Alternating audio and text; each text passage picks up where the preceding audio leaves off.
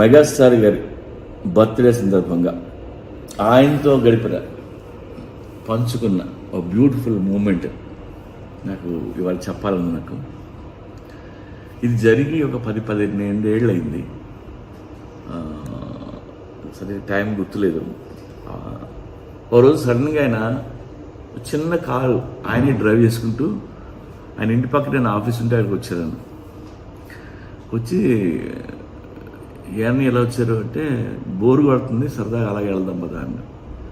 వెంటనే కారు ఎక్కి ఆయనతో పాటు అలా బయలుదేరాం. ఎక్కడికి అని అడిగితే ఎక్కడికో నాకు తెలియదు, వెళ్దాం పదా అన్నది. అలా వెళ్తూ అయితే ఇంక మాదాపూర్ నుంచి అలా లోపలికి వెళ్ళాం. అవన్నీ అప్పుడు కన్స్ట్రక్షన్ లేవు, ఎంటీ రోడ్లు.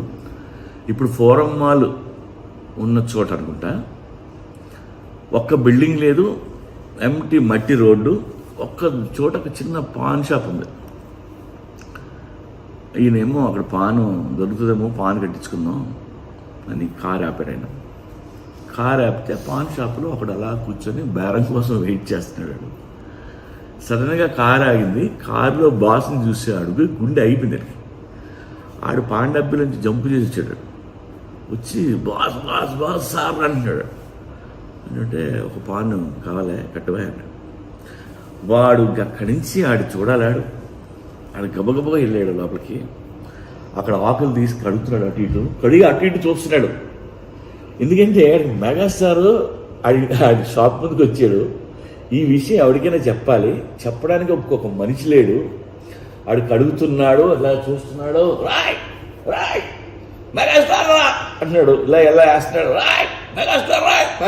ఆడు పాను కడతాన్నంతసేపు అరుస్తున్నాడు, మెగాస్టార్ మెగాస్టార్. ఎవ్వడు ఆయన అలా కూర్చున్నాడు.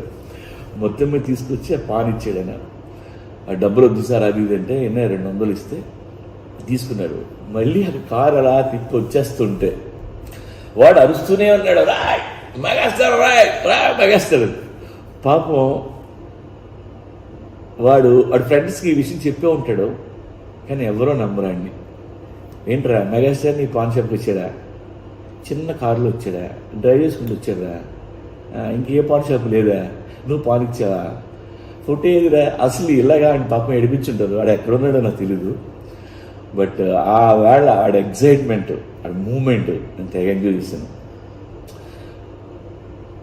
యాక్చువల్లీ టైం బాగుండి నేను ఆయన పక్క సీట్లో ఉన్నాను, కానీ ఒకవేళ నేను వాడి ప్లేస్లో నేను కూడా అలాగే వచ్చేవాడిని. పాపం వాడు ఎక్కడున్నాడో ఈ వీడియో చూస్తాడని నేను అనుకుంటున్నాను నేను. సో ఆయన్ని కలిసిన ప్రతిసారి ఇలాంటి బ్యూటిఫుల్ మూమెంట్లు ఒకటే చాలా ఉన్నాయి. అన్నయ్య మీరు ఎప్పుడు బాగుండాలి. We always love you. Happy birthday.